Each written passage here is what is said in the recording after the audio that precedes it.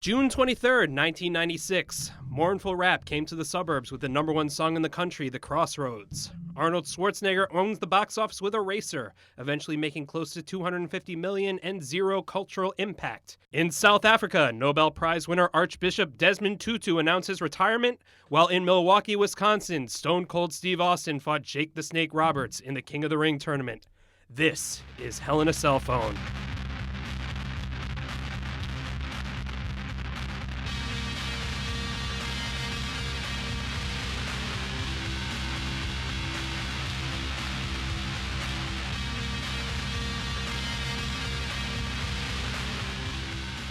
Welcome to the inaugural episode of Hell in a Cell Phone, the podcast where we, your hosts, attempt to make sense of the Attitude Era of WWE 20 years later. I'm Aaron Benoit, and I would describe myself as an intermittent wrestling fan, but from 1998 to 2002, it was definitely appointment viewing.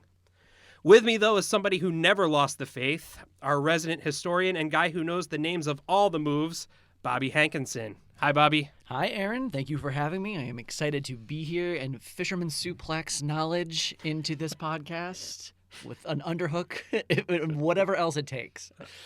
Okay, yeah, then Inzaguri, that's a thing, right? Love an Inzaguri. Love a step-up Inzaguri. Love them all. I was deep. I actually started watching wrestling right around the time we're going to start with today, and I've been a passionate fan ever since, both of the art of storytelling, the athleticism, and how hot all the dudes look. All right, and also we have wrestling noob Eric Silver. So this is all brand new to you, right, Eric? It's pretty brand new. I mean, I've watched wrestling since, so I've been watching, I guess, I don't know, for 4 years or so. 3 now? years or 3 so. or 4. Yeah. And then I watched when I was a kid, like around the time of like those wrestling buddies. So like I know about Hulk Hogan, I know about the Ultimate Warrior. There's some, you know. This is the black hole for me. Wrestling fans on the internet are going to hate you. Yeah, this is going to be awesome. Sorry, guys. Okay, now meanwhile, for like a few years there, you produced a comedy show, and that was called Dear God, That's Stone Cold's Music. And you had any idea? I mean, I knew who he was, Uh-huh. and I'd heard I had no idea what it meant. I had heard the phrase in pop culture, and it seemed like it was a fitting title for our show, but I'd never seen him wrestle. There's a lot of things there's many things I don't know about Stone Cold Steve Austin. It'll be great. I learned a lot from watching the King of the Ring special, so this will be good. I'm excited. I want to know where my show came from. Well, to give you all a little background, the three of us started watching together when Bobby invited Eric and I over to watch the 2015 Royal Rumble, which was just about exactly 3 years ago. Next thing I know, I'm watching Raw every week, and since Eric and I were living together at the time, he was watching Raw every week. But the start of this project really began when we went to see Raw at the Barclays Center the night after SummerSlam in 2015, which gave us the premiere of Braun Strowman and also the return of the Dudley Boys. You remember that? Oh, yeah. That was a super stacked show. There was a lot going on. It was really exciting. Was that the first show we went to live? That was the first show that I'd ever seen live. Okay. So that was definitely the first show we ever went together live. Yeah, that was, I think, the first time we all went together. And I hadn't been to a live wrestling event since 1996, actually. So this was definitely a new energy, much bigger, much louder, much more exciting, and as an adult to appreciate it. The weird thing is, I went to a live event when I was a kid at Nassau Coliseum, and I have no memory of it. Like, zero memory. I probably was the worst spectator at that event because I probably wasn't cheering along with everybody. I didn't know any of the things you're supposed to say. Even then, even when I was sort of watching it as a kid. Well, the night after that night, Eric and I went home and I showed him the TLC match from WrestleMania X7, which we'll get to eventually on this podcast. But I think then we kind of realized that there was this big ground of lack of knowledge where Eric had, but also this chance for us to go back and look at this late 90s wrestling with 2018 eyes. Yeah, I mean, not only just how bizarre everything was, but the Attitude Era, the cultural ubiquity of it was so massive. Hence Eric naming his show after a Stone Cold line that he didn't even know. That it's fascinating to look back at that wrestling was so big in culture. So Eric, what would you say is your biggest question going into this? Okay. You mean biggest question? I guess like having watched it. like no, biggest overall question about this kind of this time in wrestling. Why were people into it? Like I guess this isn't me like watching King of the Ring and reacting and being like that was so terrible, but like I remember it being around me as a kid, and I remember when I was in college, people were talking about Mankind / Mick Foley, and I remember he had a book that came out that was like a #1 bestseller. Yep. And people were like reading it, and they were just so interested in it. And to be honest, I was just kind of like, I don't get it, guys. Like, these guys, like, it's just a bunch of men acting like super macho manly and kind of like disgusting in a weird way. Like they're just being like terrible people. And so it didn't make any sense to me why it caught on in the way it did. Eric Silver woke before his time. Sorry, toxic. It was toxic masculinity. And I think we're definitely going to run into quite a bit of that. I mean, I think just from tonight's show. Well, should we get right into it? Yeah. Okay, so tonight we're going to dissect the pay-per-view event, the 1996 King of the Ring. 1986. I'm sorry? Oh, sorry. You're right. 1996. I wrote it down wrong. Oh, God. Did I watch the wrong one? What? No. Eric So when Mr. T comes out. I was really confused by Brutus the Barber Beefcake's involvement. Okay, so for tonight we're going to start talking about the 1996 King of the Ring show. Bobby, what do we need to know before we get into this? Yeah, so a couple big events kind of precipitated what we're about to see tonight, which is, of course, the coronation of Stone Cold Steve Austin as the biggest star the WWE has ever seen, possibly one of the biggest stars in pop culture, especially at this time. Going into this event, Steve Austin, who's going by the Ringmaster at the time, had just sort of ditched his manager, which was the $1 Million Man Ted DiBiase, who you might have seen in 1986. I remember him and Yeah. Virgil. And Virgil, absolutely. Yeah. He was managing the Ringmaster, Steve Austin. And at this point, Steve Austin was trying to negotiate a bit of a change in character. So he had been embarking on a tougher, more sinister character, the Stone Cold persona, which got its name from a serial killer and also from a cup of tea. You could take two very different things and put them together. So going into this has sort of been his crowning. But it was not intended to be his crowning originally.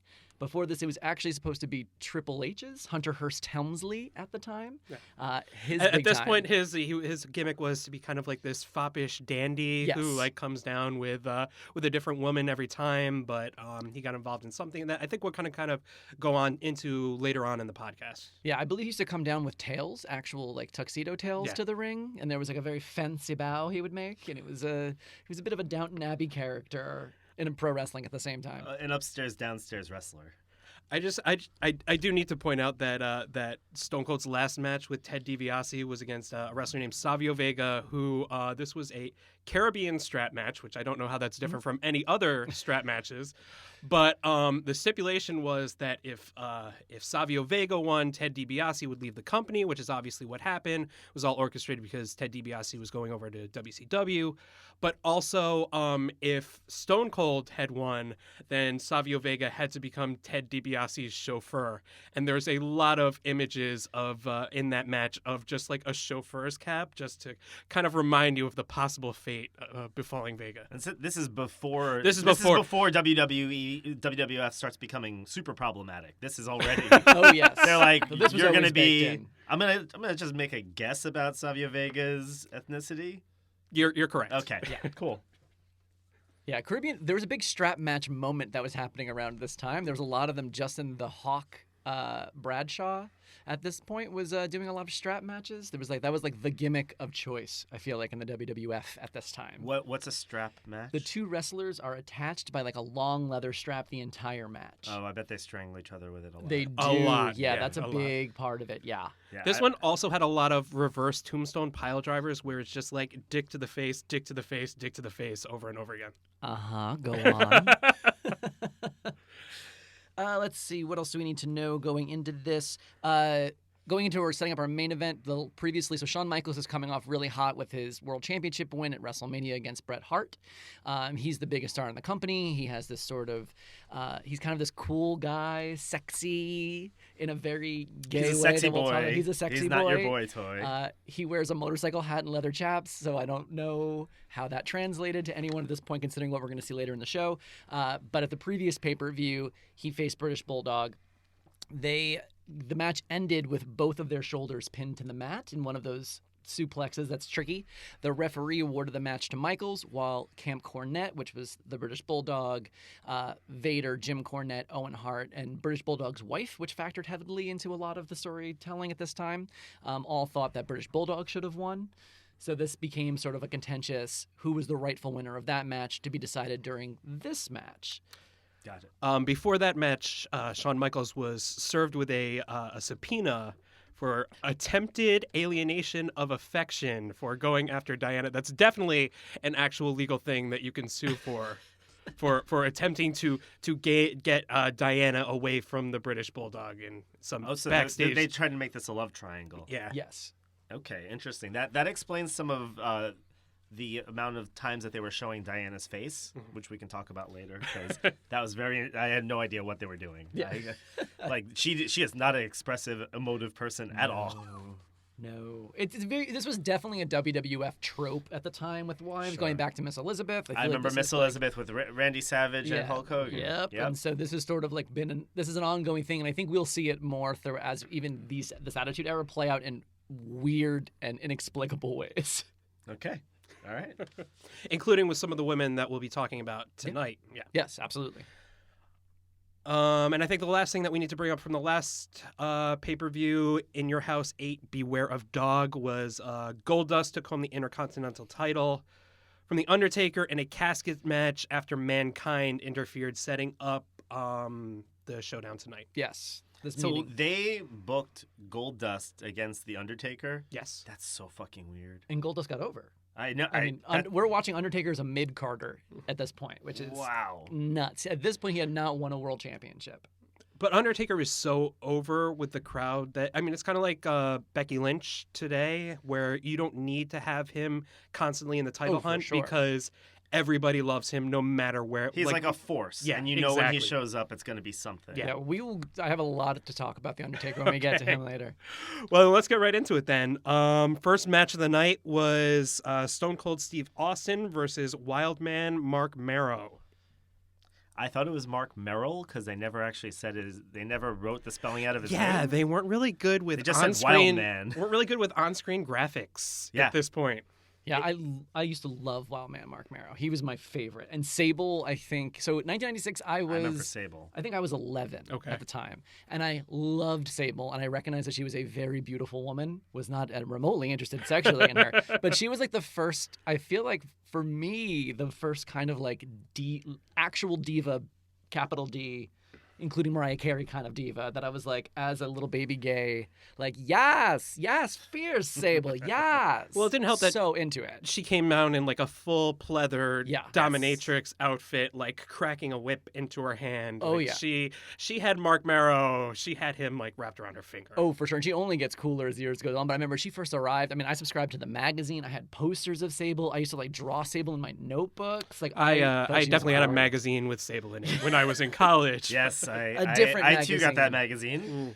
Okay, so quick thing. Wildman has porn facial hair.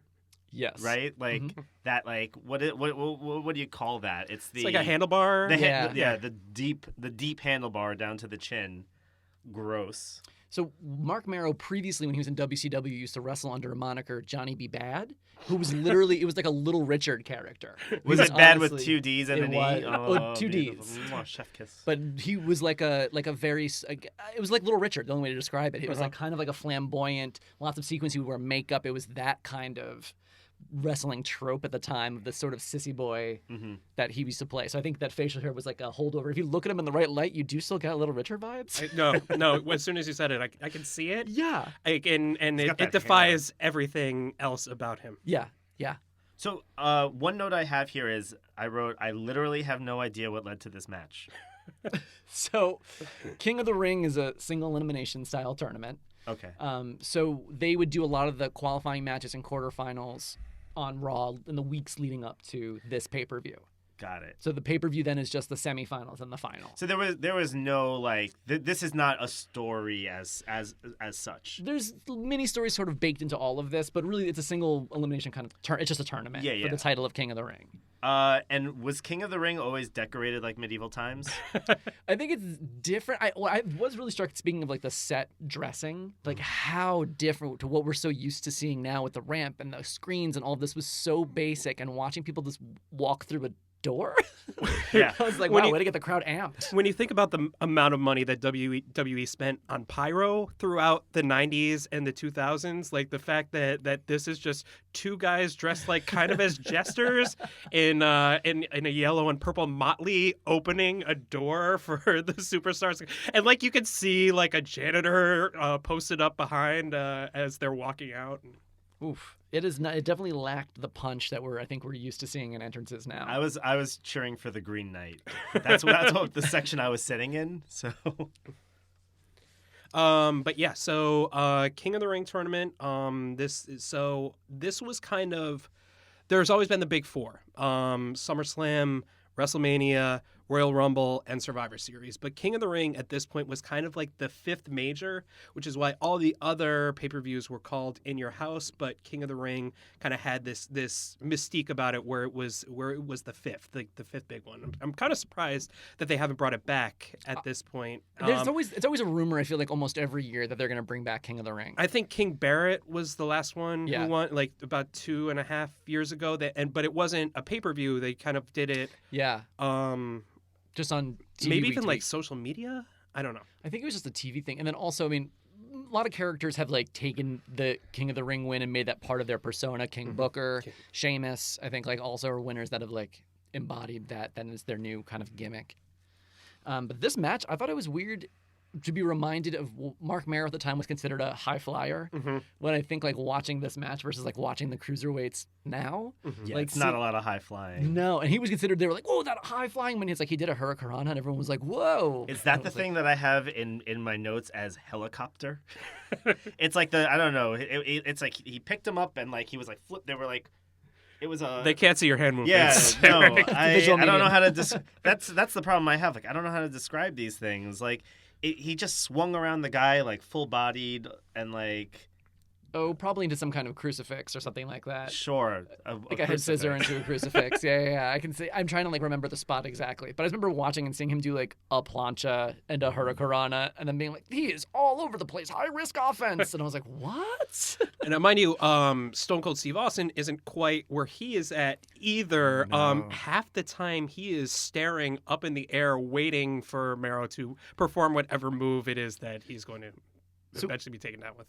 Even though Stone Cold is not using the Ringmaster moniker anymore, at this point, his physical fighting style is very different than what we'd become used to. This gets too dry, let me know. But he was still really positioning himself as like a mat technician in a way that we don't even see anymore outside of like Natalia.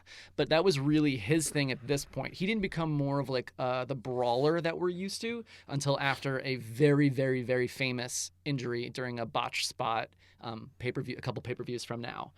So look out for that, guys. Yeah, he'll have a bad injury, and then he changes his whole style. Neck, and that's why. And he changes his whole style from there. But at this point, he's really being like a technical wrestler. So I think watching him in this match was like, huh. And even they said that like he beat Savio Vega in the qualifiers, the quarterfinals, using a sleeper hold. And I was like, wow, that must have been a thrilling pop from the audience to watch that sleeper hold go down. Yeah, they do a lot of holds in this this whole pay-per-view. Like there was a lot of just like guys just grappling and just watching it. We will get into the Jerry Lawler. Anyway, I won't jump ahead of it. Even the Stone Cold Stunner is one of the least stunning moves ever. You've got like he's like shaking. When The Rock got hit with a Stone Cold Stunner, he would bounce to the other side of the ring and lie there like he was a dead man. Yeah. Mark Merrow's legs are like flailing and everything as he's trying to get out after this move. Yeah, it was not beautiful at that. This I think was also the second time he's ever used it. I feel like this is a new finisher for him because he was using the $1 Million Dream and it's an ode to Ted DiBiase when they were together. So now he's just starting to use it now. I will say this is a good match. Like, this is a pretty quality match. It was entertaining to watch. It had highs and lows. It like kept me invested. Oh, yeah. In a way that a lot of the matches over the course of this evening would not do at all. Yeah. What? Two things. One is, did you know? I actually do know a piece of trivia. Do you know why it's called the Stunner? I do not. I do not. Because before Steve Austin became the ringmaster, he was stunning Steve Austin when he had like hair. And I think that was probably before he got into the WWF. WCW, he was part of Hollywood Blondes, I believe, with Brian Pillman in WCW. Him and Hollywood Brian Blondes. Pillman. I can't wait to talk about him later.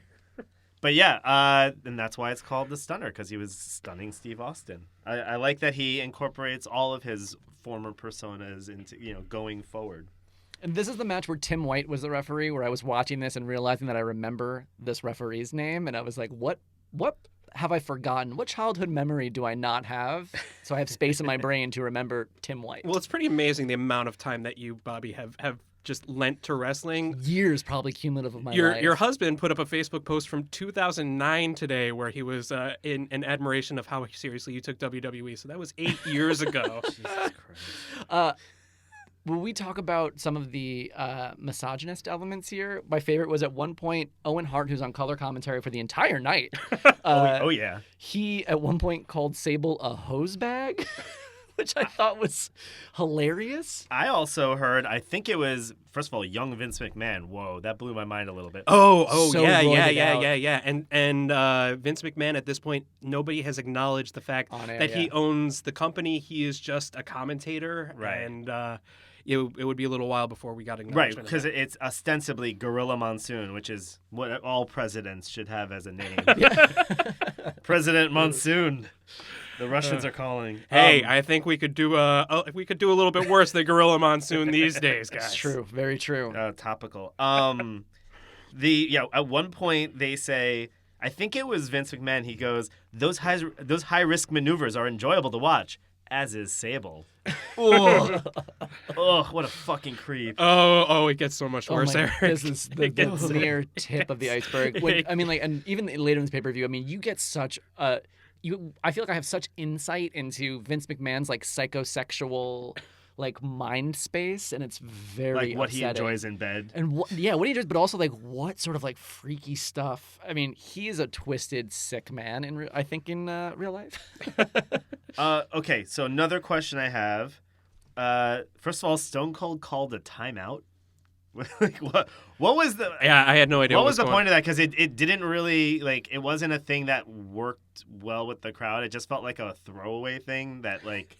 He was doing his best Zach Morris. He's been watching a lot of Saved by the Bell, and is like, if I just hit my hands together, everything will stop, and then I'll be able to pin him. And then he just addresses. He also, by the way, I think there was a point where Stone Cold looked straight at the camera and kind of just like fucking stared into my soul. Like he broke that fourth wall like over his knee. The fourth wall of your heart. Yeah, I was like this guy. Fuck. Let's see. What else do I have? Oh, what's the strategy of locking up hands? Why is that is that supposed to be like we'll see who the strongest of us is? That's another that's a wrestling they do all the time. The test of strength. Yeah. Okay. Yeah. They kind of do where they both kind of like do one of these. One holds a hand out. these. Then they get into it. Yeah, it's kind of a pacing thing, you Yeah. know, like to kind of like cool it down a little bit, but also like we kind of like we know it's going to be ramped up in the near future. Yeah.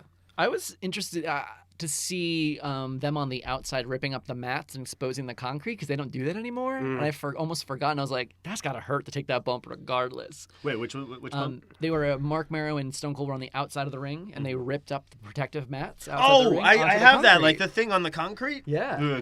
Concrete in air quotes, right? Well, What no, was I it, think that's concrete? just straight No, up that's concrete. that's yeah. just the floor. That looked pretty dope. Yeah. I mean, He lands on his knee pads and his hands. So I mean, he's not belly flopping or anything like that. But I mean, like that's still a pretty hard bump to Well, take. yeah, and they don't do that anymore. And there's a lot of bumps that we're going to see over the course of this evening. I really liked when Merrill was in a submission. Wildman was in a submission, and he literally flipped Austin over while he was on the ground. I think Austin was on top, Wildman was on the bottom, Merrill. He was on the bottom, and like he like turned, and then Austin just like fell over himself, like literally did a full flip. It was I just thought it was like a good selling of an absolutely physically impossible move. Could not happen.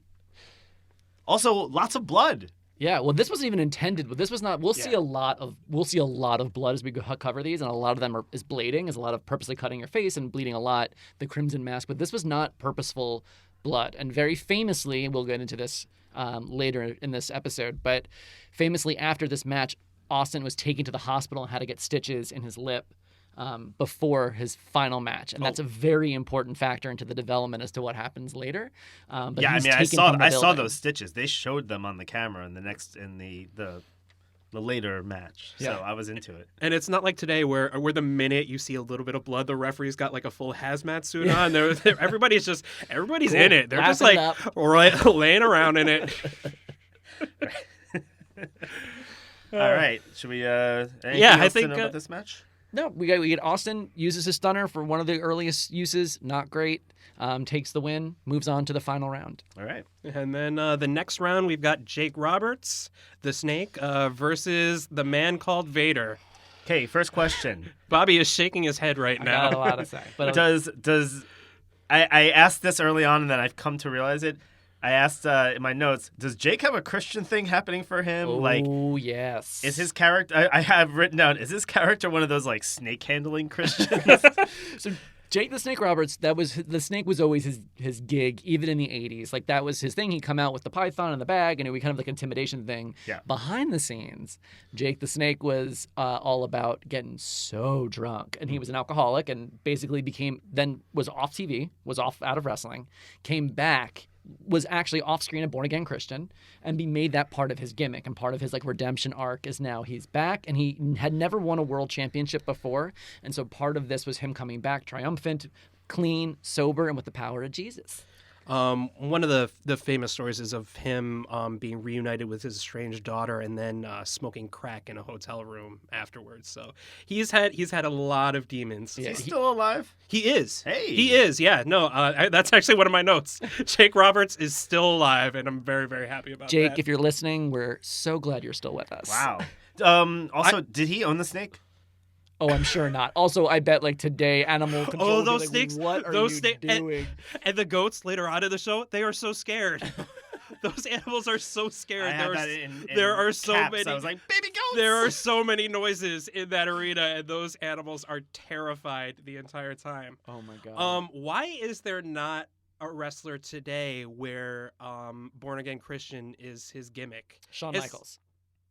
But okay, but like in ring right now, where like being like, because I think that would fit in with Vince McMahon and like the ultra right wing kind of like off screen stuff that's going on. I think they're too. I think WWE today, especially under Triple H and Stephanie's influence, steers clear of that kind of like hot button controversy. Mm-hmm. Like that, even the charity, they do a lot of charity stuff now, which I think is very cool, but the charities they pick are like literally they're like reading, bullying, breast cancer. It's like nobody's disagreeing. So they're not going to have like an abortion wrestler? Though honestly, abortionist. Oh my god. though honestly, you'd be surprised. I believe like that the kind of stuff we get into the Attitude Era is insane, and I do think that does factor in at some point. To be clear. He's the coat hanger. Oh no, too dark. Well, Bobby, It's the Attitude what Era. is Jim Cornette? Oh boy. So Jim Cornette was a manager. I believe he's a holdover from when there were still like regions. When there was like NWA and all those things like that. And he's a holdover from that time period. He was a huge force behind the scenes creatively, but on screen, he's just kind of like a ranting manager. The big thing is his tennis racket. That Yeah, he always why has does he have a around- tennis racket? No, to hit people with. That's What the really it. fuck? It's really it. My honest question that I didn't pick up, that I only picked up now in hindsight is, why is he wearing a Marilyn Monroe tie? That's what I want to know. He has a tie with Marilyn Monroe and her Diamonds Are a Girl's Best Friend pink dress, and that is his tie. That's the tie he's wearing. And It's like my dad when he goes to work at school. Like he'll wear like really weird. It makes no sense. Why is the jacket still on the racket? I don't mean to rhyme that way. It but also why? because what's in there might be like packing peanuts. You know what I Right, mean? right. Because he's smacking dudes left and right with it. He was kind of like he's like a Paul Heyman. That's kind Okay. of that was sort of like his deal. He was a Paul Heyman, a little bit more hysterical, a little bit more twang to it, but Where did he go? I think he retired. He moved behind the scenes. Yeah, and, he has a podcast. He was still involved, I think, up through. Or I'm saying this like I know. I read on Wikipedia the other day. He was still involved up through like the early 2000s and like behind the scenes, and he still like goes to a lot of conventions and stuff like that, and is very involved in the fan community. Yeah, he's still talking up a storm. He's one of those people. Him and Vince Russo is another one who's always on the internet giving opinions on today's wrestling. He's not Brother Love, is he? He's not. No, Brother Love is someone else. But he is. They have a similar style of dress. Brother Love was even more amped up, extreme, hysterical, but Jim Cornette's a little bit more grounded. But he was just like a Heyman type, and they put him with people who needed a mouthpiece, particularly like Vader, who were doing Right, that yeah, talk about Vader, now. who looks like a gimp. But Vader, who is one of the best, regarded as one of the best wrestlers of all time. Like, Really? yeah, had a terrible run with WWF, but he had a great run in WCW, had a great career overseas. Had a He- great Oh, wait. cameo in Ready to Rumble with David Arquette. Yes. Was he How could we always forget? Vader? I think he used to be Big Van Vader, was also a part of it, but he is like, He kind of felt like the guy whenever like they needed a like in another pop culture thing they needed a wrestler they would bring. Wasn't he on a Boy Meets World episode? yes, he was. He also was, honestly, I believe, detained overseas in the Middle East for saying something. I think he said like ass on like Middle Eastern TV promoting an upcoming WWF event, and he was imprisoned. Like they. That's kept why him. they gave him Jim Cornette. They're like, this guy Yeah, will can't keep talk. it clean. But he's Vader not- and Pussy Riot. He's in the Hall of Fame at one during a match at one point, and his eyeball popped out. Like not on anything WWF. I think that was in Japan. But I mean, you see the size of this guy. He does a top rope moonsault. I mean, like he is incredibly athletic, and he had a terrible run with WWF, but he is regarded as one of the best wrestlers to ever live. Wow, Yeah. he seemed like such a throwaway in this match. Yeah. And like I thought I saw his shirt and I was like, Vader time is like the fucking laziest slogan to have. Like Vader right, tastes great, less Vader. But before we get into Jake the Snake Roberts he was awesome for a very long time and people loved him. Yeah. I just think it's like insane that his finishing move was the DDT, Yeah. which is now just like a move. Oh, yeah. Just like a move that people he just did a DDT. When everyone would cheer and chant and like What go does it get stand for? I don't know. I don't. All right, well, I don't even we'll know if cover I think that. it might just be. Is it just a reference to the chemical that saves us all from we can eat apples now, or like? Yeah, I guess. I don't maybe it's a know. reference. I've actually pondered that before, but I don't think I've ever had the tenacity to Google it. there's our work for the train ride home. Yeah. Also, where does Vader get a mask like that? Was that made especially It is- for him? I mean, like between that mask and Mankind, it's like, yo, They who's had your a- mask department? they had a mask man. Someone Mask give man, that Mark guy a Merrow. raise. Good leather work. Yeah, it It's is very some- good leather work. It is like there's a lot. That's what I mean. Like there's so much sexual overtones to everything that's happening, and those masks especially like do read very gimp. Oh yeah, it's very. Did this come out around the same time as Pulp Fiction? Well, this is 96. 96. So So Pulp Fiction was 95. yeah. Yeah, so yeah. Was It's it around like? the I same mean, time. is there? I don't think it was that corollary, or direct. was it just like this I don't guy's think I don't think anybody in the audience watching that had ever seen Pulp Fiction in 1996. Do you think they looked at it and thought of it as sexual, or just like No. like this is a badass it's guy? like extreme? Yeah. Yeah. He's just Alright. he's kind of like a monster. That was his whole thing. I mean, like also I was always boggled even as a kid by how his singlet fit. Where I was like, how is it that your nipples are nowhere near the interior of your singlet, which is where I believe they belong? That always was fascinating and also like disgusting. Like, I mean, again, there's a short list of wrestlers and honestly just men in general I would not have sex with, but Vader is for sure on the list of men I would not have sex with. Oh, But respect. But respect. Yeah. Nothing but respect. Hall of Famer. Yeah. So the way this match went, I mean, I don't know if we're gonna breeze through this because the match breezed through. Yeah. Was this just to accommodate like Jake being fucking old? Probably. I mean, in a way, they were also putting over Jake while not hurting Vader's momentum yet. So that was hence the sort of like weird DQ stupid that thing. meaningless disqualification. I've seen like referees get knocked around all the time, and this time the referee's like, nah. They always play not hard in and my house. They always play fast and loose with the rules. You know what I mean? When it's convenient. And this is also this referee, a young Mike Chioda. So fucking weird. Not even things I looked up, things I just retained in my mind. Young Mike Chioda, who's still reffing. Who was the 11th president? Oh, I could not tell you. Just checking. I can't do my taxes. Right. Okay, I don't. Right now, you could pass a citizenship test for the World Wrestling Federation. Yes, that's where I not belong. necessarily for our Federation of States. I am a citizen of the WWE universe. Thank you. John Tyler was the 10th president, and 2 of his grandchildren are still alive. Oh, That has nothing to do. from Parks and Thank Rec. you, Scott Rogowski. No, yeah. So I don't know. I kind of, I feel like I kind of want to talk about this a little bit more with when we get to the finals of it. But this definitely feels like a passing of the torch kind of thing, which kind of felt like they were selling the King of the Ring short a little bit. Because again, it was one of like the top ones, and yet 2 out of the 3 matches weren't really even matches. Yeah, they were not that good. I mean, it was like it. We'll get to the third one, but this one sucked. It was not a fun match to watch. Like, and I mean, it was kind of funny how they kept like ragging on Jake for his age. Like, props to Owen Hart. I guess that's the Owen Hart who died, right? Yes. Weird. I only knew about Owen Hart. I didn't like put a face with the name. But yeah, I thought it was pretty boring and like bland. And they just wanted to get out of it right away. Well, I mean, these 2 guys, I mean, like, you got Vader, who's a big guy who can move, but he's a big guy, so that's kind of limiting, kind of like you think like a Big Show, you know, I mean, like, there's only so much he can do. And then Jake the Snake, who's on his last legs. So there wasn't much they can do. I thought the booking was smart, even though if the match wasn't a thrill to watch. Mm-hmm. To put Vader over this way and to have the attack after, it set up pieces nicely to come together later in the evening. Mm-hmm. I also have a note that's a great idea to shoot a promo in the bathroom. that promo after, I was like, why are we in here? Aren't the guys going to be using this at some point? I mean, definitely you see that the money isn't, or they haven't invested the money of the production value that we'll see, like just like insane set pieces later on as we're going forward. Yep. Next match. Yeah, let's do it. All right. The Godwins with Hillbilly Jim versus the Smoking Guns featuring Sonny. Oof, the Smoking Guns were so hot. First of all, I like to call this match the match of the unnecessary ends. They both have 2 N's in their name, and it makes no sense to me. They're like, why can't you just be Godwin with 1 N? Look.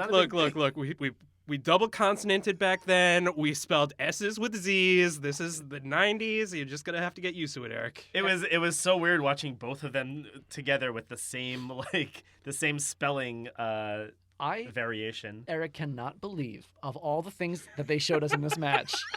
That is the one that you were the most. That was number 1 on your list. You're like coming in hot on the consonants because there is so much to unpack here. The goats! I love the goats. The They goats were are great. great. Well, this is a holdover because we're transitioning into the Attitude Era, but what preceded it was an era where wrestlers had jobs. That was how gimmicks were made. So you were a wrestling dentist. You were a wrestling garbage I think we man. need you to. were a wrestling farmer. You were Isaac wrestling Yankem cowboy. DDS was Kane's Is Kane, yeah. first gimmick. He was Yeah. Jerry Lawler's dentist. And we also had Erwin R. Shyster. The IR, the accountant? Yeah. Erwin I. Shyster, who should basically be IRS. called Jewy McJew.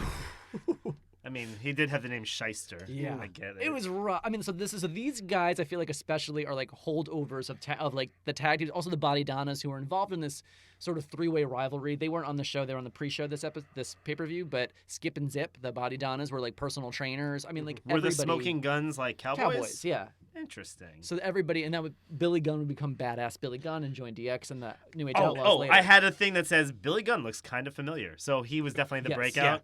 Yeah. He became Road Dogg and him were the New Age Outlaws. I mean, they just recently came back in the last few years. We were watching when they made their return, and they're a big part of the Generation X, You were watching. which I don't happens know. later. It's probably eating more wings. Yeah, and they were both so hot. And they have Sonny, and basically, Oh my God, Sonny. Well, what I mean, preceding this, the idea was that Billy Gunn kisses so well that she then turned her back on the Godwins and then went over to their side. So this was happening before this pay-per-view. Basically, Sunny has been like going around to all the tag teams. She originally was with the Body Donnas, and then she was with the Godwins. Oh God, And Cloudy. then she was with, and now Cloudy is what's happening now. I looked him up because I was like, who was Cloudy? Like, basically, so Sunny, switched allegiances. The Body Donnas, in a way to like revenge, got like a guy in drag who was Cloudy. Oh, I did write, oh, cool, a drag joke. Yeah. That was, but you know what? My note is Cloudy, oof. Sunny uses the right pronouns when referring to her. Yes. So I was like, that They is never progressive. they treated Cloudy as if Cloudy was a woman, no exception.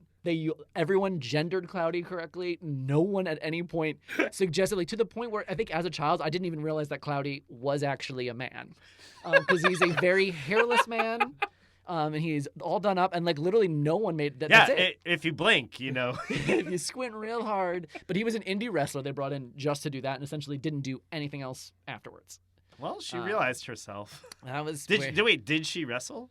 I don't believe so. I'm trying to remember now. Well, I think we'll see. But I have imagined that Cloudy and Sunny had some run-ins, but she did not become a wrestler. This was a gag. She is not getting inducted into the Hall of She's Fame. not going to be in the Hall of Fame anytime soon. I also have a note that I in the promo I have that the banjo music was so loud. Like, it was almost like they didn't want us to really hear what anybody was saying, because it was like, and like Sonny's trying to say like something about, I don't know, the Godwins, I'm not sure, or about Cloudy. I didn't even know her name was Cloudy because the fucking banjo was the star of the show. Yeah, in this match I didn't love. I love the fact that that the Godwins were thwarted by clapping at the end when he just it was Bart Gunn, I think, clapped really loud to make the referee think that there was a tag happening. Oh yeah, I mean, like this was tag team wrestling was interesting, I think, at this point, because again, they were so gimmicky and Sunny was such a big part of it. But I knowing what happens down the road with these characters, it's interesting to see them doing such basic stuff. Like this is I feel like this felt like such a old school. Really feels like if we're saying this is the dividing line of when the Attitude Era starts, they for sure represent what preceded it. Yeah, I thought really the only note I have from the actual match is Billy Gunn hitting the turnbuckle and selling it, like overselling it. It was amazing. Like, I think he gets thrown into the turnbuckle and he like hits it, and then he like walks back and kind of goes like a woo, and then falls down. It was like 18 times the reaction of what should have happened when he actually got hit in the first place. It was absolutely ridiculous. Like not wrestling. Like, it felt like they just didn't know what to do, and they're just like, all right, well, everyone's gonna fall down at some point. Yeah, I mean, I guess the big thing for me about this match was the rampant misogyny. But if we really want to talk about that, then maybe we should get to the next match, which was Jerry the King Lawler Fuck this. versus the Ultimate Warrior. Which was first, honestly, it felt like Jerry Lawler versus the audience. It felt like Jerry Lawler had to come out and do a 15-minute roast. Andrew Dice Lawler coming on out. He literally told a woman that he was happy to see her off the streets. He called her a whore. Oh, he called a lot of people a lot of things. I have a note that Jerry Lawler is dressed like Muammar Gaddafi. He's got the crown, but he's also got that like he's got the epaulets, the pseudo military epaulets, like. He told one woman that she looked like a mailbox. Yep. Said, yeah. She looks like a mailbox.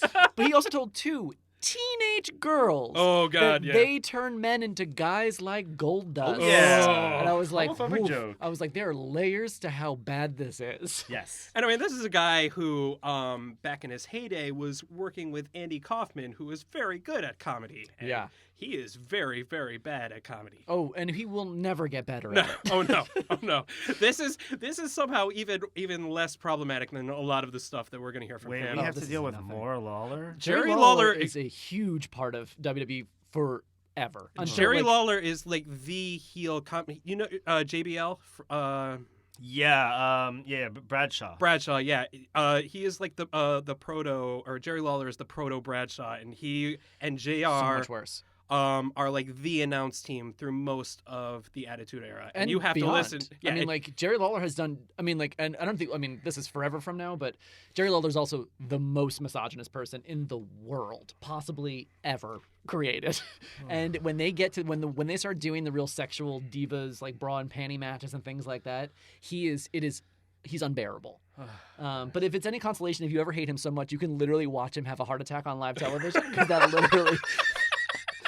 That did happen. He had a heart attack live on television on Monday Night Raw. Oh, I was gonna say, tell me this was a pay-per-view. No, so Right. but you can YouTube it if But you yeah, ever need. Maybe we'll make a special episode where we just watch that. Well, and I think going forward, one of the things that you need to know, Eric, is that the pay-per-views nowadays are where everything happens, but back then insane stuff happened on Raw from week to week. And Yeah. so a lot of the times I think Bobby and I are going to have to go through and comb through a lot of those Raw episodes and tell you what Gotta go you through the need to archives, watch. go through the microfiche. We gotta figure out the full We'll history. we focus in on the newspaper and we enhance. Yeah.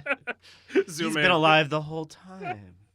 Or this match, however, if we want to call it a match, I mean, could we just talk about the rivalry that preceded this, that brought us to this moment, is the fact that Ultimate Warrior had a comic book made about him, and Jerry Lawler insulted it because he felt he could have done the art better. They should have asked him to do the art.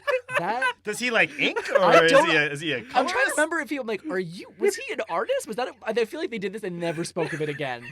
Wait, was that why Jerry Lawler like presented that picture to him and then hit him with it? And apparently Jerry Lawler was very mad about that spot and very mad about that segment because Ultimate Warrior wore a baseball cap during it, and Jerry Lawler was furious about that. Disrespectful, Yes. blatantly disrespectful to royalty. When you are in your house, you take your hat off. Okay.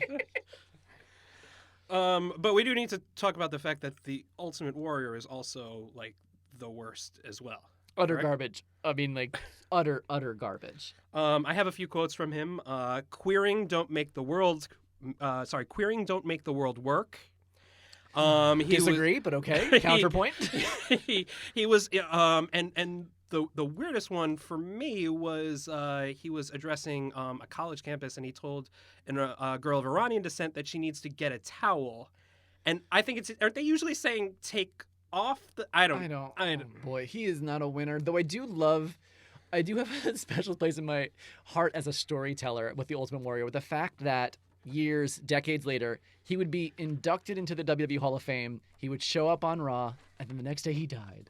It was like he might as well have turned to dust and blow away in the wind. It was He made a poetic. mistake of turning around and looking at WCW and then just turned into salt. It blows my mind that when he went down like that. He did. He gave like an amazing, like impassioned speech Yes. where he could have been like, but then again, like just he's a like, monster, Like he's a I just love from a storytelling perspective that ending, like it's beautiful. He like honestly like might as well turn to just When rose did, when petals. did he die? Like within the last 2014. Yeah, last 3 years. I remember. Yeah, I sort of remember it. Vice did an article in October of 2017 where he kind of laid out all of the awfulness of him, including where he told Bobby the Brain Heenan he was glad that he got cancer, and now the Woof. Warrior Award goes out to people involved with Susan G. Coleman and Yeah. Connor the Crusher, who is the saddest story ever. Yeah. In I'm getting a little emotional. So just to bring it back from that, I when I saw the Warrior, I remember the Warrior as a kid because like obviously like when he came out, it was insane. Oh yeah, no, the superpowers with him and Hulk Hogan, who now is awful as well. Oof. Kill your idols, folks. Yes, Yeah. just don't live long enough to be get CTEs before you Oh. live long enough to be a villain. No, but the note I have about it as an adult watching him is he looks like an aerobics instructor who started wrestling. And like that's kind of how he like enters the ring. Like it's a lot of jumping jacks, it's a lot of like high knees. He literally has to pump his groin to get his energy levels back up. To leave More the corner. tassels. Yes, I need more tassels. The Ultimate Warrior to me will always be the foremost ambassador of fringe. That fringe on his boots, fringe on his arms. His hair is essentially just feathered fringe. I'm like, he's just human fringe, and That hair. I used to be like, oh, his hair was brown, right? And then I'm like, whoa, his hair is like blonde, like sandy It's not an blonde. actual human color. It is like a wig that got left in the rain and then dried out in the sun repeatedly. He's got dope music though. I Yeah. really liked his music. Especially a time when no one had good music. Very few people, I should say, had good music. I mean, even Stone Cold from earlier, like not hearing the Glass Shatter before he came out was like jarring. I was like, no, go back. We're not ready for you yet. But he had a real entrance. Yeah, it was great. In fact, that was the best part of the match. Like that match was terrible. So bad. And and like Warrior coming out and then Warrior leaving was the best part of it. Like, it's just like everything in between like sucked. It was so bad. What were you gonna say? Oh, no, I think you summed it up perfectly. Yeah, I don't need to. Like Jerry Lawler uses medical tape to strangle the Ultimate Warrior, and it's the most boring fucking thing. And he's just like really selling that tape, like come here, and like that was it. It was so bad. Oh, also one question about Jerry Lawler. What makes people choose the one shoulder singlet? Oh boy, I know it's not good for anyone. No one wins. No one wins with that. It makes you look like Unless you're like Captain Caveman. yeah, or it something does. It like makes you that. look like a caveman every time. Like only Andre the Giant kind of gets away with it. And but Jerry Lawler, I mean, like I feel like he will have that. I mean, we'll see him wrestle much longer than this. Like Oh, yeah, much years and longer, years much later, older, much more plastic and surgery. still doing the one tit out. Just one nipple Yeah, looking like right at like you. women don't want to wear that. Nobody wants to see. Literally, no one is signing up for this. Oh, there was something the crowd was chanting. For listeners don't know this, but Aaron knows this very well from watching wrestling with me. I am notoriously bad at figuring out what people are chanting in the crowd. So they were just saying like, I don't know, it was like, he's saying, I have no idea. So if you can you don't have to answer me now, but down the road, anytime there's a chant, just make a note, then say chant, and then that's what it was. I figured it out for the Undertaker one, but like, And what was that for the Undertaker? Just rest in peace. You got it. Hey, Yeah. nice Good job. Should we get into that one? Well, before there's an interstitial that I thought was fascinating, which is they're looking at, I believe, Jake the Snake backstage, and Gorilla Monsoon goes, "We don't know what's wrong with him. The doctor doesn't have X-ray glasses," and I'm like, "But he's a doctor, so can't he just take an X-ray?" Like, Maybe we do Gorilla have- Monsoon doesn't know what medical equipment is. He's like, you're gonna use your X-ray glasses to look at my lungs, He right? was like, "Well, we didn't bring any X-ray glasses." I was like, "Well, then why is he talking to this doctor? Shouldn't he have access to an X-ray machine?" That's what doctors inspired the X-ray glasses. You should probably stand behind this lead wall. The doctor's got his glasses on. We don't want you to get affected by the What X-rays. a dumb thing to say. You could just be like, "We don't know," but we had to say that, and I was like, "You guys, just take him for a fucking X-ray." It was bizarre. I was like, I can't believe that someone said that with a straight face and no one questioned it. Commentator's like, "I guess we're gonna have to fucking figure it out." He's gonna try his best. Get the doctor those X-ray glasses. And I was like, Stat. cannot. Okay, so that was. Whew, All that right, was Mankind versus Undertaker. I'm Oh. into Holy this. shit, you guys. Such a good match. First of all, these two, they don't write them like this anymore. But they seriously do not. These two characters are so fucking cool and singular and creative and like nothing else you see. The character of Mankind is insane. Yes, I love it. And fully realized and fully lived in. And it's amazing to see. Although I do think that that Alicia Fox is kind of playing sexy Mankind these days. I would love for that to be a thing. I would love for that to be a thing. But Mankind blows my mind, was sincerely creepy. Yes. And then go ahead. Oh, I was gonna say the music. Mankind's music sounded like it was straight out of Silence of the Lambs. Yeah. It was, and his everything about his presence, he lives in it. I mean, it's ripping out his own hair. Ripping out his own hair. I had in the notes ring. saying Unbelievable. that Mankind's a cutter. Like, Yeah. he for sure is a cutter. Like, not even in wrestling terms, like blading. He's just sitting there to feel something. It was, I mean, he was unbelievable, nothing like him. And then for watching these shitty entrances all night of just like people coming out to music or running, maybe they run. But then when the Undertaker, like literally goosebumps. Just that gong. Literal goosebumps. I mean, like, what a unbelievable. I think like I was watching this and I was like, I know we all talk about Stone Cold and The Rock or whatever. I'm like, but there will literally never be anything as powerful, as cool, as good as The Undertaker. His character was amazing. His whole persona, and in the ring, one of the most exciting things to watch. Well, I think Undertaker and The Rock kind of transcended wrestling to an extent. Where Undertaker, this is his thing. I mean, we could talk about his turn in Hulk Hogan's Suburban Commando, but I mean, he owned this ring and he stayed in it for so long. And the last pay-per-view, In Your House 8, the commentator talked about his long illustrious career in 1996. We're here 21 years later, and there's talks about he might be coming back for WrestleMania this year. He might be coming back? Yeah. Oh, my God. Yeah. I've been out of it for a while. Well, he's had hip surgery, and honestly, I think he'd be better than his last performance. I think he wants to come back to do one that's like, let me do it and do my best. Wow. Because, man, watching him do this, and watching him dive over the top rope, watching him do old school, I mean, watching him climb up to the top and walk along Yes. the ropes. And unbelievable. For a guy his size, I mean, like, he is a singular force that will never be recreated. And then to see him with Mankind, I mean, this feud will carry on, and we'll see so much more of them. So I'm familiar with the fact that there are multiple Mankind Undertaker matches, and a lot of them are awesome. Yeah, or all of them.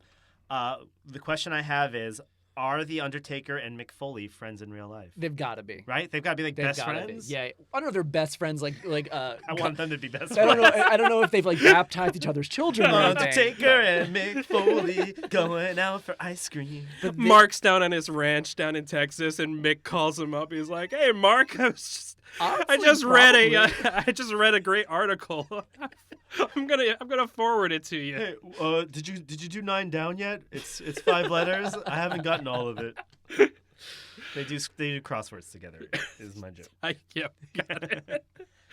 No, but Mick Foley's commitment to this character is just something magic is happening here. Yeah, I don't know if there's anything like him again. I mean, like, it's so weird. I think the closest we have now is Bray Wyatt. Yes. And Bray Wyatt has hit a slump and doesn't know what to do with himself, but holy shit, Mankind hit, and the way that character develops over the years is also insane. The great thing about Mankind is that right off the bat, the schizophrenia was built in, so he can go into all these other characters. Meanwhile, Bray Wyatt is Wait, is that why he becomes like Cactus Jack and all that? Dude Love, yeah. Oh my God, that's all Mankind being like Eric, different people? You have no, I mean, like, that character, I mean, he was phenomenal as he goes his entire run. I mean, like, he's one of the greats and does crazy amazing shit that becomes iconic, but also just like from a storytelling character point of view, and it's just like a super dope human being as well, as from everything that I've seen, and I never want to hear anything like otherwise. Yes, please let come us out know and say it if it happened, but let's hope not. I love that all of their commentary is literally just about how Mankind's super ugly and misshapen. They're like he's missing half an ear. He's got like one leg longer than the other. Like, I don't. Did they measure him? Do they have his like vitals? He's got terrible blood pressure. Look, this man. They put on their X-ray glasses and they're like, all his bones are weird. Weird bones is my favorite description for people. He's got superfluous nipples. He's got weird bones. Look at him. He's got weird bones.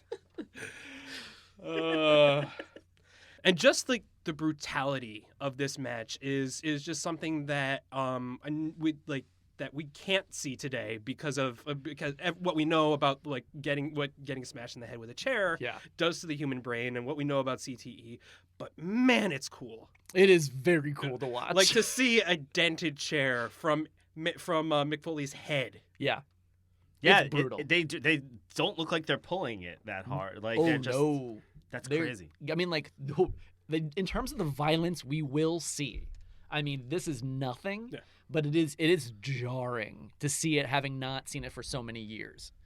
Yeah, I have a note. I just said, like, the chair stuff looks pretty real. Like, either they had their spots better back then, which I could tell from the other matches they didn't, or they were just hitting each other, like, full on. I mean, especially Mick Foley famously was, like, just took it. Like, that was part of his whole persona, but also the way he worked. Mm-hmm. He took harder hits and did more hardcore stuff than anyone else.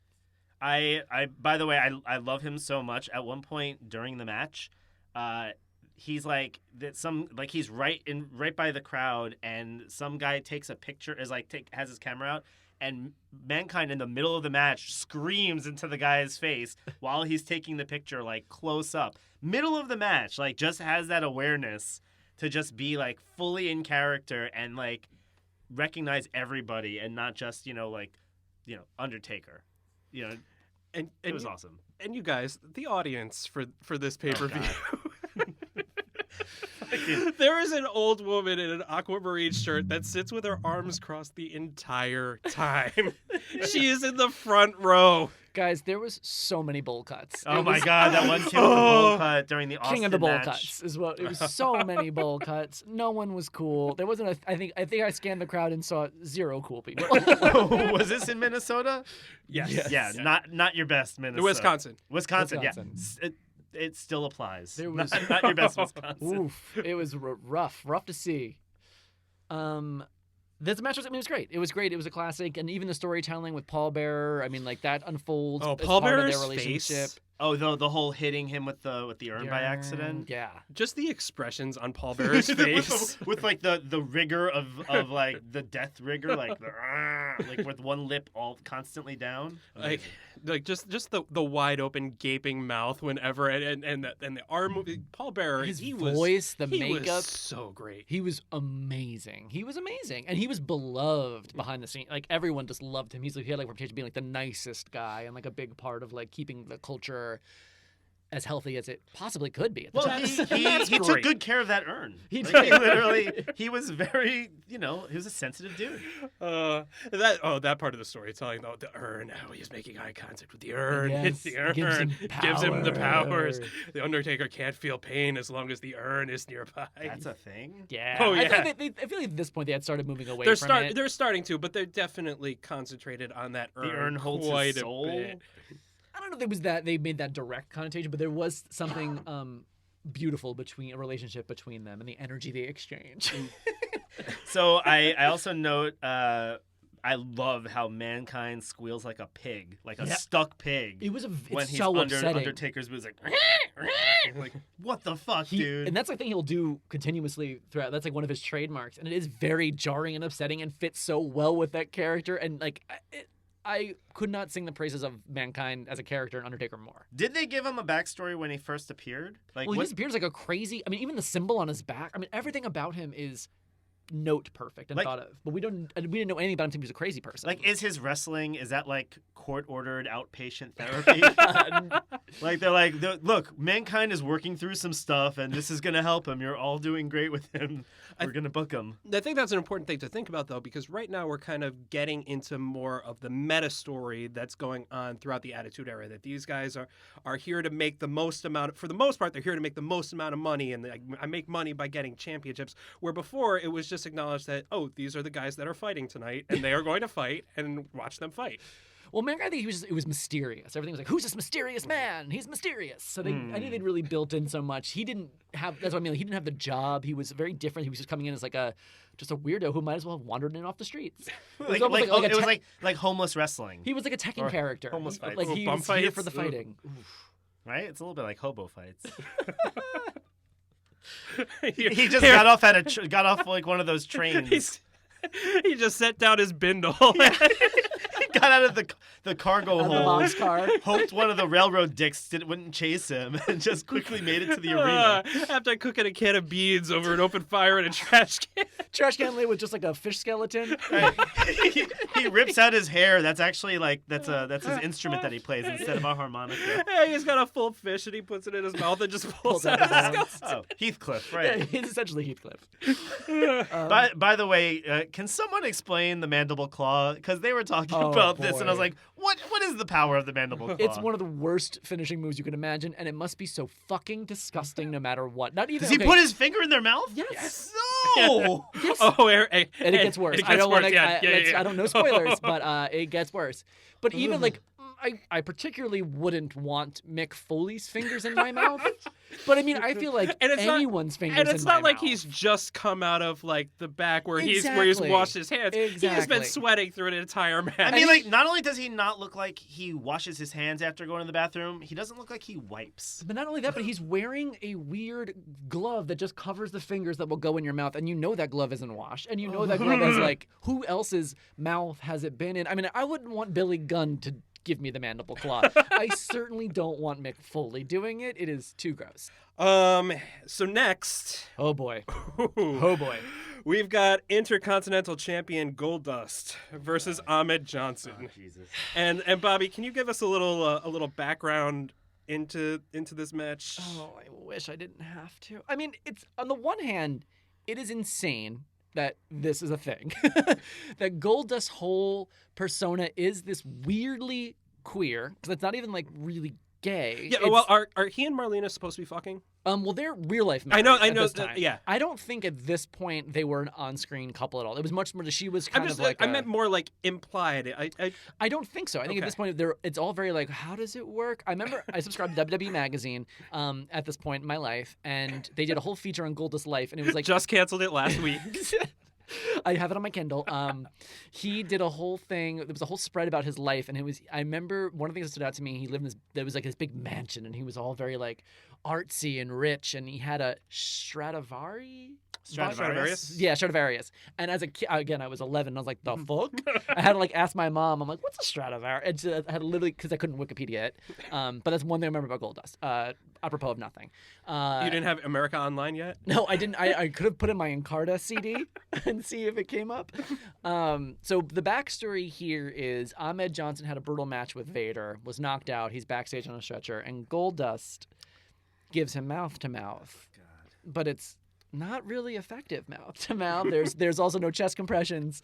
It's mostly he just makes out with Ahmed Johnson, which as a story and as a thing is gross, but as I try to like peel back the meta layers of this and imagine pitching the story and also to Ahmed Johnson and Ahmed Johnson being like, yeah, I'll make out with this guy Goldust for the story. I'll be mad, but he did still have to make out willingly with Goldust multiple times. Yeah, a lot. And I mean, during the match, it's basically a gay panic nightmare. Oh yeah. Oh, gay panic is a huge overarching theme in the Attitude Era, but Goldust is the worst offender. I think we're only 2 pay-per-views away, two back.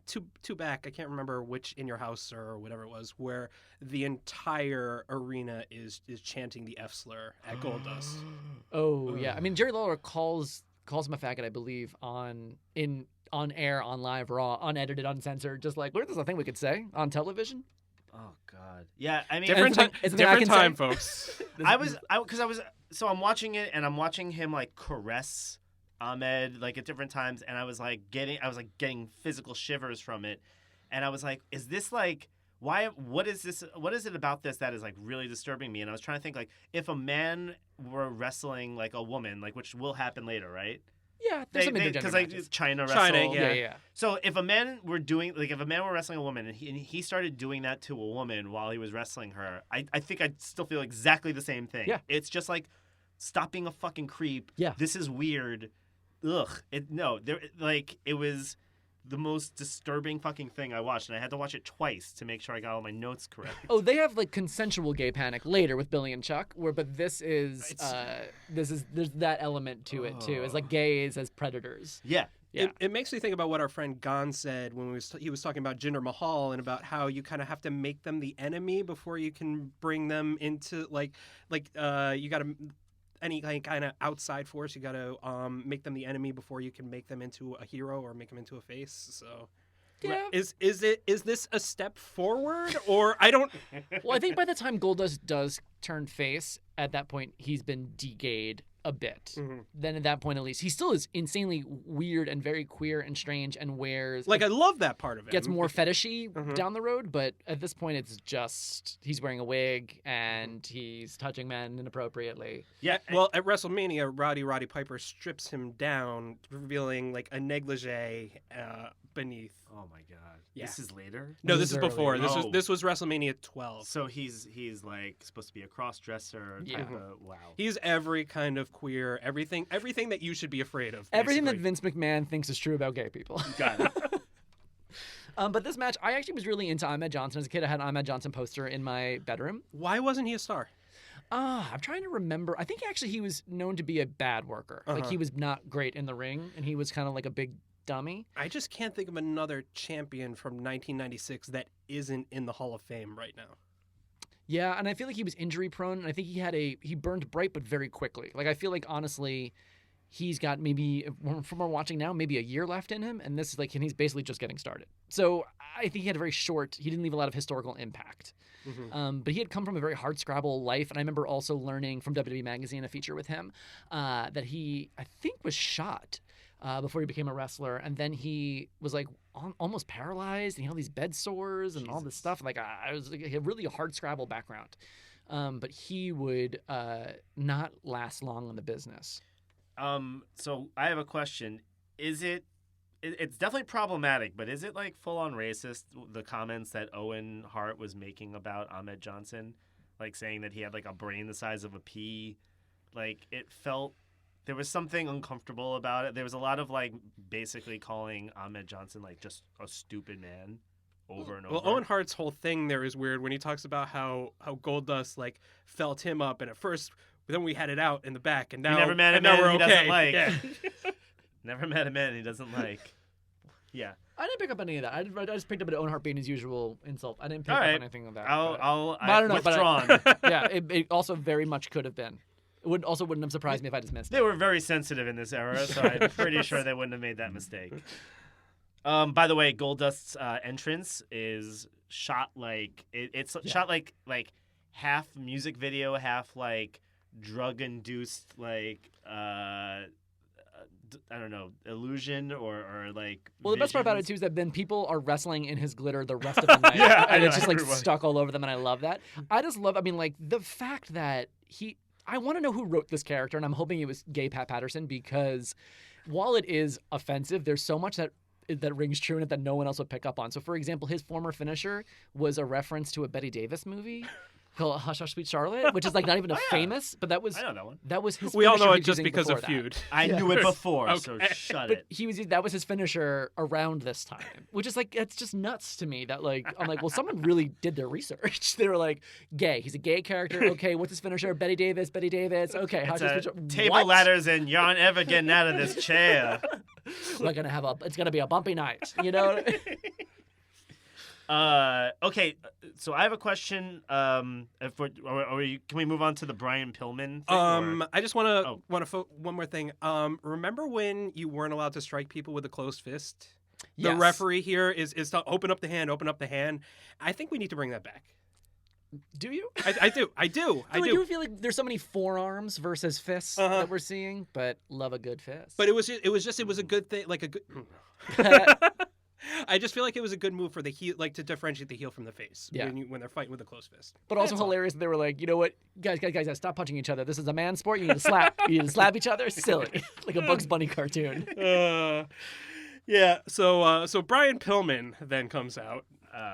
Who is he and why is he on crutches? Like, I mean, I guess I don't really care why he's on crutches, but who is he? And Well, who is he? He's the brightest star that ever stepped foot on the face of God's green earth.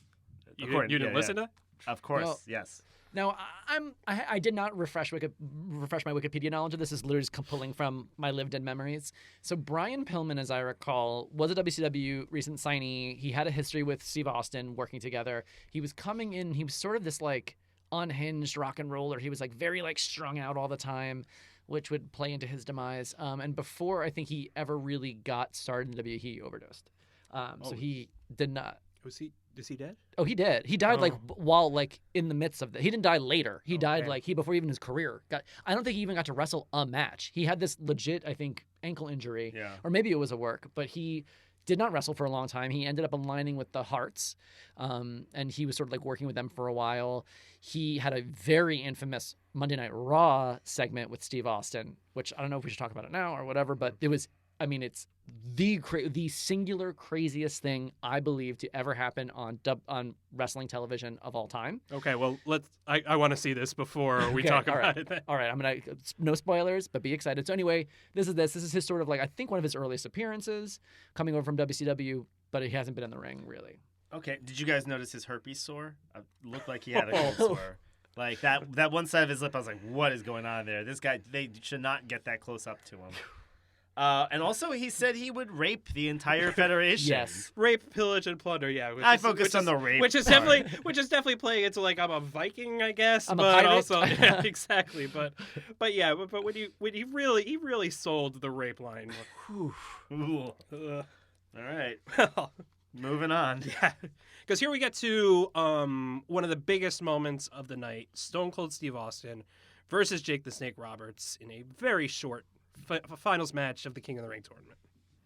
Austin has come back from the hospital with stitches in his mouth that they have no problem zooming right in on, and now in full high def is a sight to behold. Yeah. So the story goes that he went to the hospital and didn't know that Jake the Snake, I think before his match, had cut a promo that had all the Bible references in it. So Austin did not have this prepared necessarily to throw back at Jake the Snake. On his way back when he got back from the hospital, literally moments were going out. Doc Hendricks, who was formerly Michael Hayes from the Fabulous Freebirds, tells him, "Hey, just so you know, Jake just cut this promo. If you want to work into anything." So where it was like I was blind and now I see. Yeah. Okay. Yeah. So Austin was in the hospital for that, so he missed that. Oh, that's the story at least. That he missed that, and then when he came backstage, someone told him like, "That's what Jake said. So if you want to work that in," and now gave birth to this famous line. But the match itself, do we want to talk about the match first? That match was terrible. Okay. Sure. Well, I mean, it's basically just him ripping out, like, it was like a teddy bear getting his stuffing ripped out of him.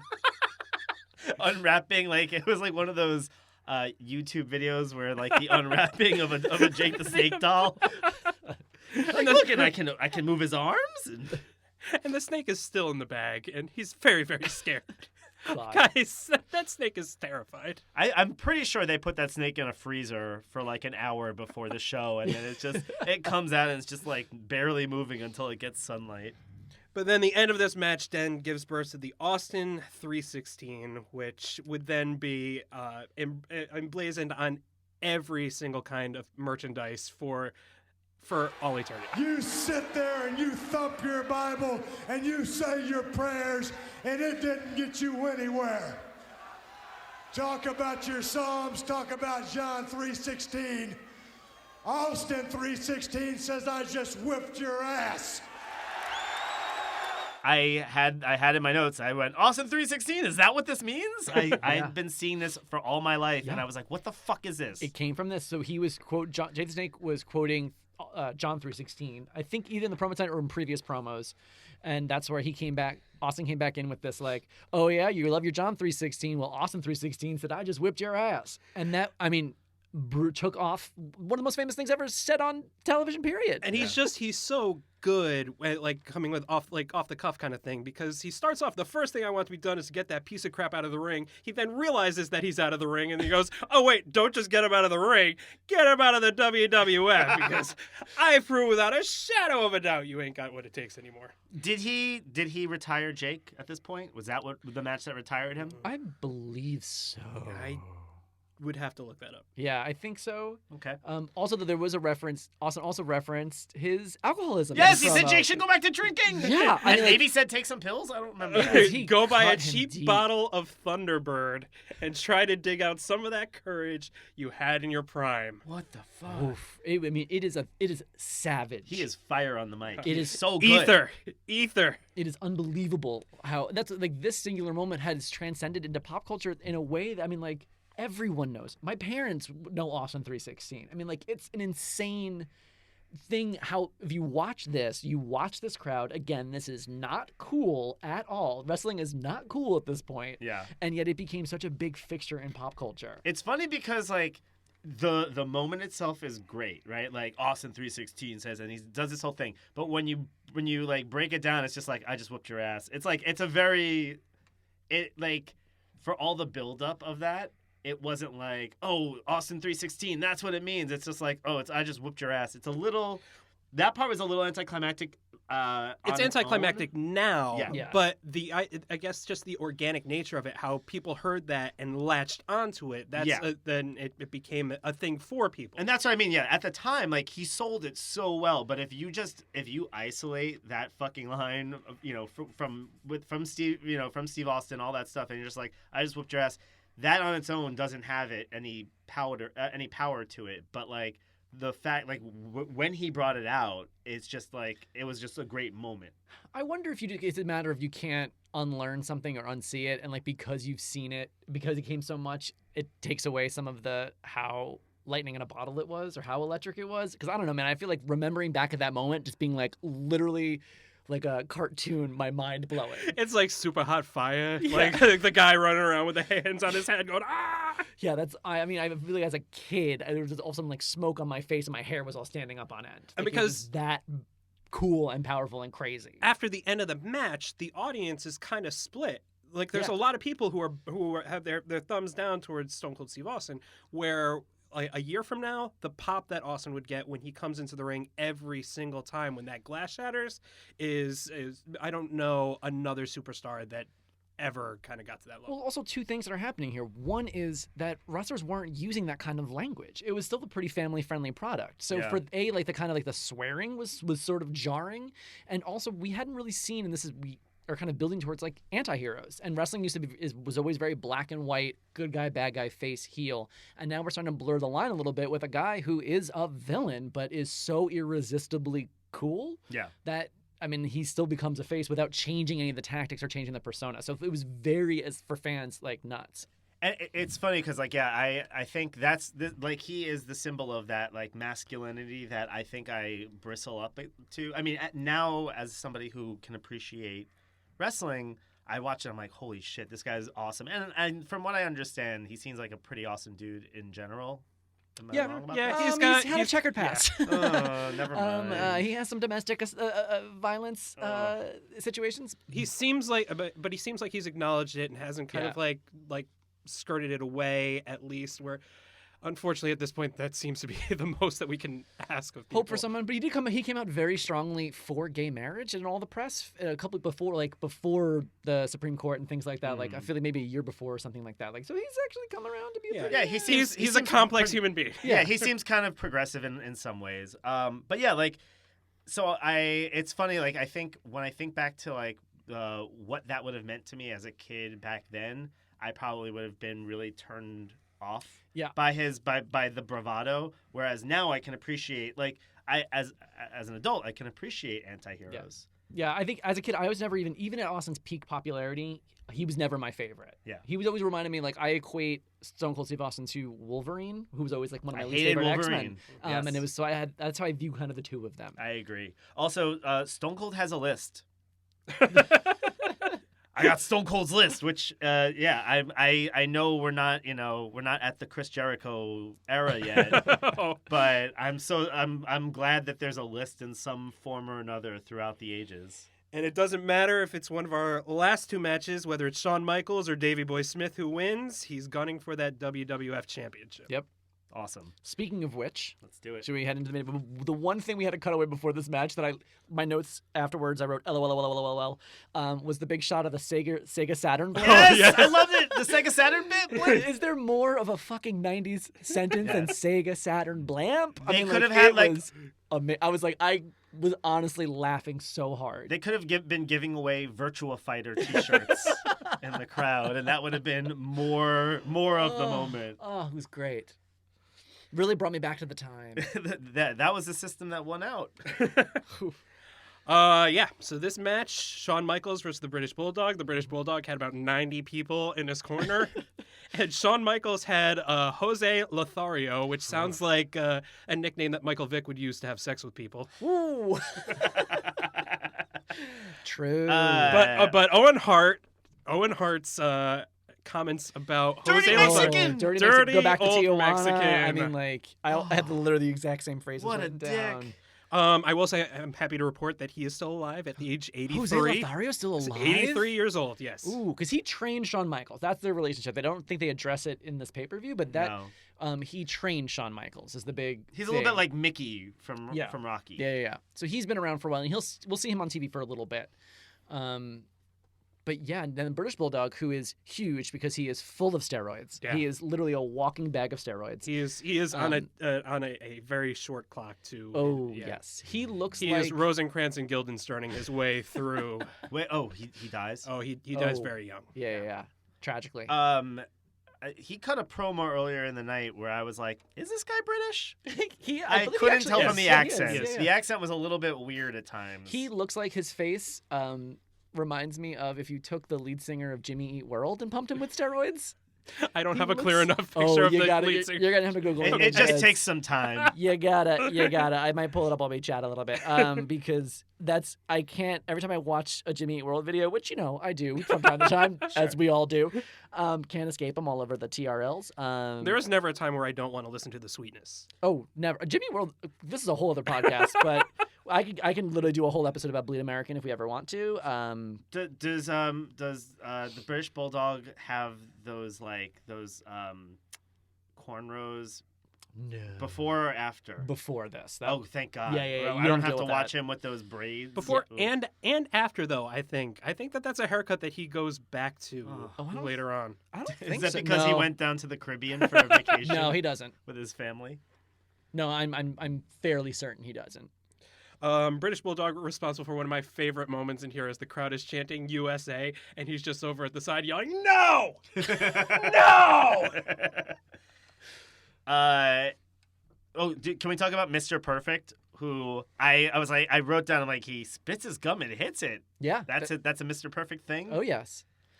Also, Eric, you might realize today's Miztourage, Curtis Axel is the son of Mr. Perfect. Aw, Did you know that? You knew that, Aaron. I'm I sure. I didn't know that. Yeah, that's he's Mr. Perfect's son, Curtis Axel. That is a Interesting. what am I trying to say here? There is a pedigree to the Mr. Raj. Yes. So he's Oh, two, yeah, both guys. Yeah, Yeah. Bo Dallas, son of Erwin R. Shyster. Yeah. Yep. So yeah, they're both second generation. I feel like when I see Mr. Perfect, it's like one of those monikers, like when you call a tall guy tiny.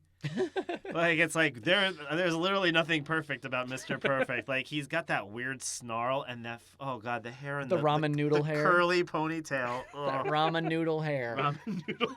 Well, he would go. That Dolph Ziggler would later Yes, later Dolph Ziggler- perfect. I think Dolph Ziggler honestly does take his look inspired by Mr. Perfect on purpose. Because when Mr. Perfect was really like an in-ring performer, his whole thing was being so technical, and he was a sculpted body, and it was very like fitness and what he's able to accomplish with his body. Oh, like Ozymandias Yes. Okay. It was like I was trying to. from The Watchmen, was like- not the original. Also a word Not that pure I've only, Bicey Shelley. I've only read so much, so you said that took me a minute to figure out. Like, what is he referring to? Yeah, this is another one of the match where everyone is covered in glitter from Yes. the earlier match. I liked when they did a superplex off of the top and they just called it a big suplex because they didn't even have a name for it yet. I mean, we're really entering into a new territory where they're kind of like making up new rules as they go along. And taking things to different levels and really I thought this match was actually a really enjoyable match. Solid, That you yeah. could compare to today's Solid. standards, like well wrestled, Yeah. good storytelling. It was a fun match to watch. I love the part where the British Bulldog.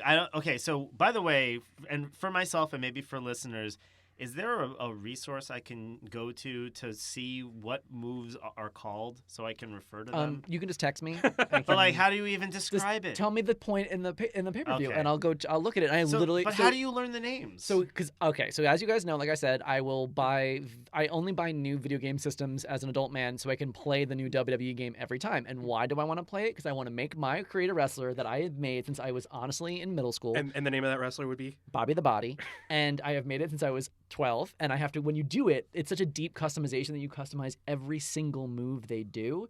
So in doing that, I have seen the names of every move over and over again as I scroll through to choose. So I know every. I wouldn't say I know every, but I would say if I was on a game show, I would do pretty well. Okay, all right. So I'm gonna go through this. Maybe we'll try to come up with something for people who are, interested in figuring out what these moves are. It'd also be fun. I would like you to look The at a more move. you I would like know. you to guess the name. I would like, or what you would call it, Yes. like a flippy heady tossy or whatever, and then I Yes. can tell you what it's actually called. So the British Bulldog has Shawn Michaels in the over the head press, is what I'd call it. Yeah. And I don't know if he actually lost balance or whatever, but he just backs up and drops him outside of the ring. That looked like a blown spot. No, I think that was on purpose. That was on purpose. That looked I so for dope. sure think that was a plan. He just I just watched this guy just go whoop Yeah. straight down. Yeah, it was brilliant. I think it was a really well played That was spot, so but it good. definitely felt on purpose. There's no way. Yeah, that was amazing. Yeah, there was some really good stuff. I also I wanted to ask about Shawn Michaels' outfit. Yes, please. Is he supposed to be a male stripper who wrestles? Well, he's a sexy boy. He's a sexy boy. Not a boy toy.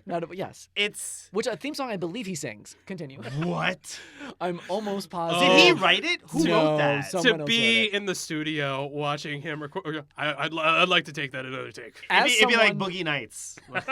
As someone who went to the mall and paid American dollars for WWF The Music Volume 1, Volume 1, a collector's issue. I might still have it in my parents' attic, This could be okay? used against you in a court of law. And would literally, because I was 8, On vinyl. I was too old to play with action figures, still did it, and would for sure queue up the CD in my 3-disc changer and then walk the wrestlers out Oh my God. to their appropriate Did you have like a Ken doll that would play the part of you, and then I it would wish get I had that really creativity. get really into it? I had so many wrestling figures. But anyway, that's again for a whole other show. But yes, Sexy Boy music he made.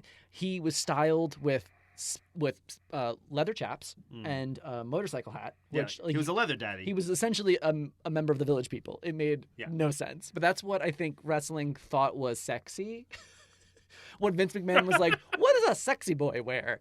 And that's what they came up with. He really is on that, like, it's the Kinsey scale, right? Oh, like, yeah. Like Vince McMahon is. That's Like what I he's mean. just like sexy. Like leather is sexy and also scary. The same way we And will see monstrous. throughout the decades, still to this day, that if there's a pretty boy wrestler, he has boots with like fur trim on them without fail. You could say it right now with Tyler Breeze has it. John Morrison did it. I mean, like literally, that's like a trope in wrestling. Like, oh, he's a pretty boy. He's got furry boots on. Like that's like a thing they know about them. Give him Uggs. That like, is a I have something to fact. tell you. Yeah.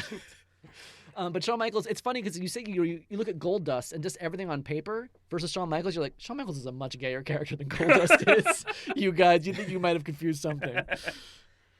I have a question. Did the Bulldog fuck up that jump off the top rope on purpose? Was that like towards the end, he kind of like tried to jump off the top rope and he like missed and landed short of Oh yeah, Shawn yeah, Michaels? I remember that. That was a I don't know if that was a mess up or I don't know. I'm not really sure. All right. The overhead press to the outside was for sure planned. That I can tell you. That's because that felt like a real moment they had built up toward. Well, and that also allowed that amazing moment of Shawn Michaels grabbing the racket away from Jim Cornette and And smack him on smacking the him in ass the butt, a yes. couple times. I also really liked when Shawn Michaels flipped the Bulldog over the rope using his feet. He was like, I think his head was like by the mat and his feet were in the air, and the Bulldog came over and he just like grabbed him with his feet, and basically I'm sure the Bulldog did really the work, but like Jumped flipped him out of the ring. That was a pretty awesome move. That was good wrestling. Like a lot of the rest of this special did not have particularly good wrestling. This was a good match. No, these are two solid wrestlers Absolutely. at the height of their powers, basically. Yeah, absolutely. I also like how Owen Hart says Jose Lothario pulled a switchblade on me. God. Talks about a switchblade. Oh boy. Yeah, they were not kind to Jose. Poor Jose. Yeah, I don't know. I mean, I feel like this is definitely a product of his time. I don't know what future generations are going to decide that I am a monster for, but I'm pretty sure I'm going to be judged quite a bit better than the people in WWE in 1996. Nobody gets out of this like Clean. okay. Yeah, everyone. Except for maybe Mankind. I mean, the Undertaker too is pretty great. The Undertaker will do some questionable things as when he goes into an American Badass persona, and even before that. Let's. Yeah. Okay. Sorry, I get so excited. I really liked what was Jim? What was the guy? Cornette? Jim Cornette, like in the after promos where he's just saying like random shit to the announcer, just saying like you got the biggest jowls I've ever seen in my life. He goes, Vader would eat you alive if he wasn't on a low-fat diet. And this is going to set up for the conflict, the main conflict in the next pay-per-view that we're going to watch. But yeah, that end there, that pop that Ahmed Johnson gets when he comes out, and then just that insane pop that the Ultimate Warrior gets. Yeah. And meanwhile, this is going to be the last pay-per-view appearance of the Ultimate Warrior ever. Thank God. Wait, really? Yeah. Wow. He's released shortly after this. So one thing I wanted to note was like the way that the whole event ended was it just degenerates into just an all-out brawl. Like it just seemed like they didn't quite know how to like end things. They also don't know how to begin things. Like every match starts before the bell. Like literally, just they run at each other, and then like somebody at the bell's like, okay, we have to start. Was this. it Ultimate Warrior or was it Ahmed Johnson who, when he ran out, knocked over those court jesters through the door? I went back. I rewound that about 6 times. I think it was Ahmed Johnson. It's kind of he like so powerfully burst through the door that both the jesters threw themselves.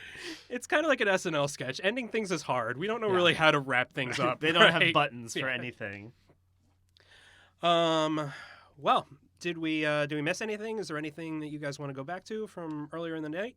One thing I wanted to note was I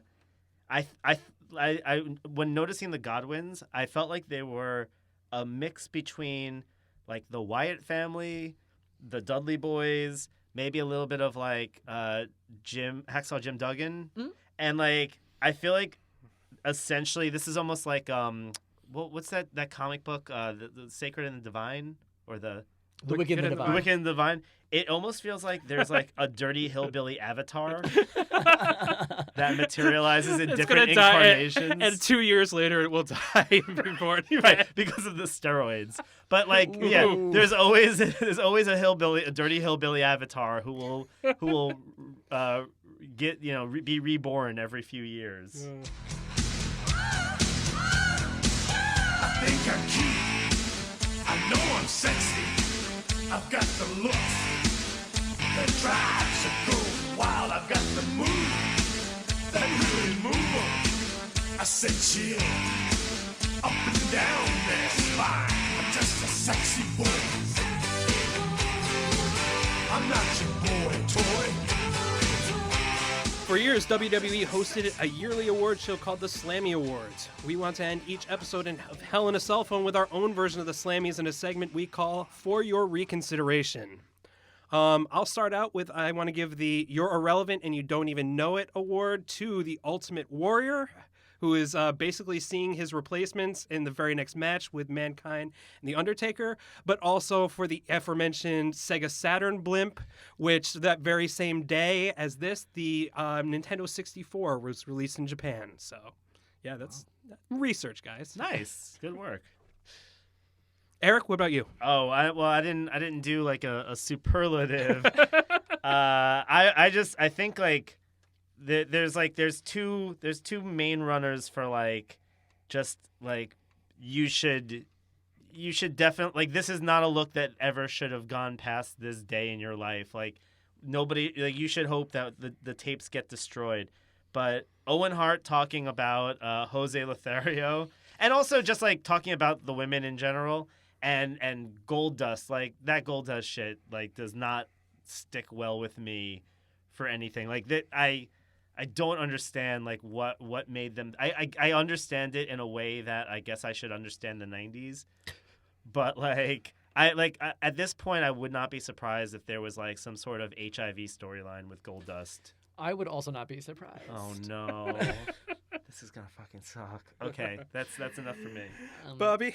A little bit inspired by that, I'd like to give a Glad Media Award to Shawn Michaels for being the gay hero that we all deserve. And I'm just happy that he did put in the work. Pure country right there. Yeah.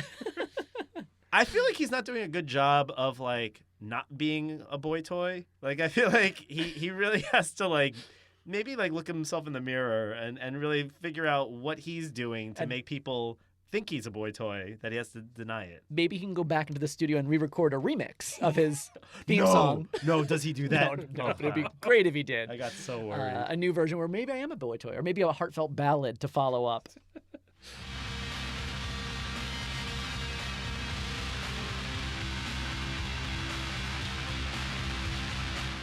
Thanks for listening. We'll be back again with a different pay-per-view from the Attitude Era. You can find us on Twitter. Eric is at Prime Silver, Bobby is at Bobby Hank, and I'm Slow Pass.